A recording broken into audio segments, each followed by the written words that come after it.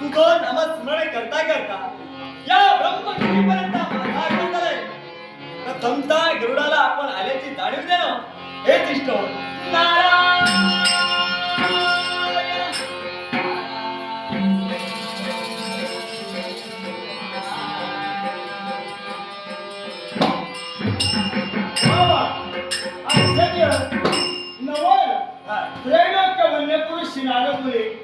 आपले पवित्र चरण या ब्रह्मगिरी पर्यंत पोहोचले.